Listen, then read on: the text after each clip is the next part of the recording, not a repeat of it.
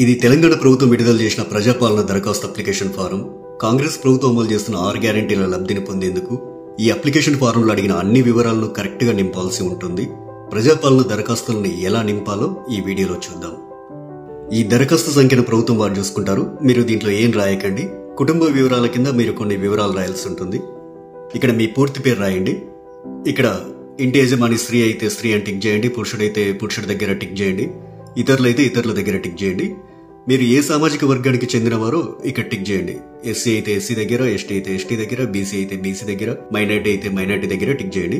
SC ST BC minority కాని వారు ఇతరుల దగ్గర టిక్ చేయండి. ఇక్కడ వారి పుట్టిన తేదీ, పుట్టిన నెల, సంవత్సరం వరుసగా ఇవ్వండి. 12 అంకెల ఆధార్ కార్డ్ నెంబర్ ఇందులో ఫిల్ చేయండి.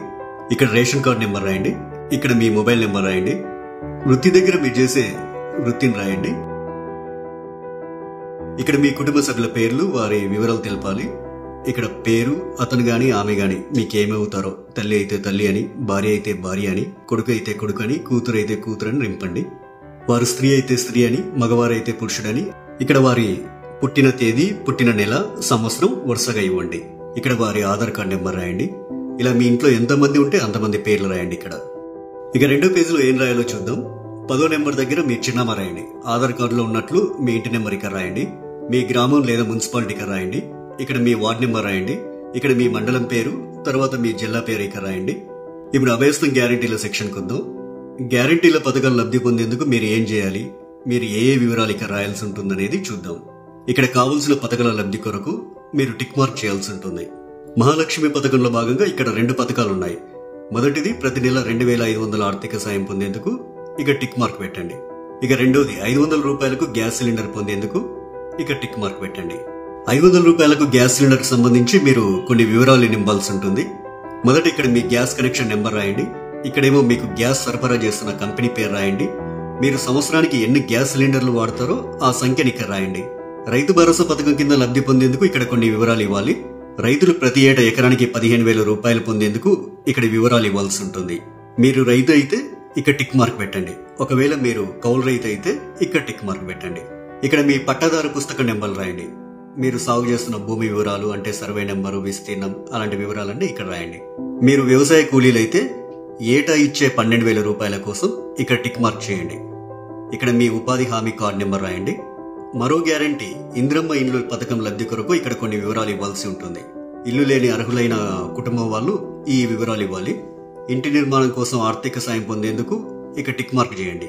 ఇక అమరవీరులు మరియు ఉద్యమకారులు 250 చదరపు గజాల ఇంటి స్థలం పొందేందుకు ఇక్కడ కొన్ని వివరాలు ఇవ్వాల్సి ఉంటుంది. మీది అమరవీరుల కుటుంబం అయితే ఇక్కడ టిక్ మార్క్ పెట్టండి. ఇక్కడ మీ కుటుంబంలోని అమరవీరుల పేర్లు రాయండి. వారు అమరులైన సంవత్సరం రాయండి. FIR నెంబర్ రాయండి. డెత్ సర్టిఫికెట్ నెంబర్ రాయండి. ఒకవేళ ఉద్యమకారులు అయితే మీరు తెలంగాణ ఉద్యమంలో పాల్గొన్నట్లయితే అవును అని ఉంది కదా, ఈ బాక్స్ దగ్గర టిక్ మార్క్ పెట్టండి. ఒకవేళ పాల్గొనకపోతే కాదు అనే బాక్స్ దగ్గర టిక్ మార్క్ పెట్టండి.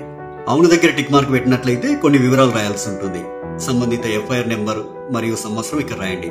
ఒకవేళ జైలుకు వెళ్లి ఉంటే ఆ వివరాలు ఇక్కడ రాయండి. ఇక్కడ జైలు పేరు రాయండి. ఇక్కడ స్థలం పేరు రాయండి. ఇక్కడ మీరు అనుభవించిన శిక్షా కాలం అంటే ఎన్ని రోజులు, ఎంత కాలం అనేది ఇక్కడ రాయండి. తరువాత గృహజ్యోతి పథకం. గృహజ్యోతి పథకం కింద ప్రతి కుటుంబానికి 200 యూనిట్ల కరెంటు ఫ్రీగా ఇస్తుంది కాంగ్రెస్ ప్రభుత్వం. ప్రతి నెల దాదాపు మీరు ఎన్ని యూనిట్ల కరెంటు వాడతారో ఆ వివరాలు ఇక్కడ ఇవ్వాల్సి ఉంటుంది. 100 యూనిట్ల వరకు వినియోగిస్తే ఇక్కడ టిక్ చేయండి. 100 నుండి 200 యూనిట్ల వరకు వినియోగిస్తే ఇక్కడ టిక్ మార్క్ చేయండి. 200 యూనిట్ల కంటే ఎక్కువగా ఉపయోగిస్తే ఇక్కడ టిక్ చేయండి. మీ మీటర్ నెంబర్ను ఇందులో రాయండి. చేయూత పథకం. ప్రతి నెల చేయూత పథకం కింద వృద్ధులకు 4,000 రూపాయలు, దివ్యాంగులకు 6,000 రూపాయలు ప్రభుత్వం ఇస్తుంది. మిమ్మల్ని దివ్యాంగులుగా గుర్తిస్తూ ప్రభుత్వం మీకు ఇచ్చిన సదరం సర్టిఫికేట్ నెంబర్ ఇక్కడ రాయండి.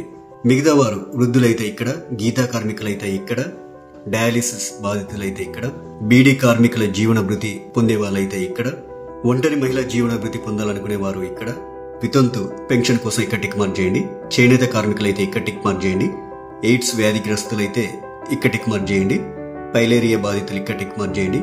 బీడీ టేకేదర్ జీవన భృతి వాళ్ళు ఇక్కడ టిక్ మార్క్ చేయండి. ఈ అప్లికేషన్ ఫామ్ కు మీ ఆధార్ కార్డ్ జిరాక్స్, తెల్ల రేషన్ కార్డ్ జిరాక్స్ కాపీని జత చేయాల్సి ఉంటుంది. ఇక్కడ మీ సంతకం, ఇక్కడ మీరు అప్లికేషన్ ఇచ్చిన తేదీ రాయండి. మీ ఊర్లో ప్రజాపాలన సదస్సులు పెట్టినప్పుడు ఈ అప్లికేషన్ ఫామ్ తీసుకెళ్లి వారికి ఇవ్వాలి. ఇక చివరిగా ప్రజాపాలన దరఖాస్తు రసీదు ఉంటుంది. ఇందులో మీ నుంచి దరఖాస్తు తీసుకునే అధికారి కొన్ని వివరాలు రాసిస్తారు. ఈ రసీదులో అధికారి దరఖాస్తు సంఖ్య రాస్తారు. అభయస్థం గ్యారెంటీలకు సంబంధించి టిక్ మార్క్ చేస్తారు. తదితర వివరాలన్నీ కూడా రాస్తారు. చివరగా అధికారి తన సంతకం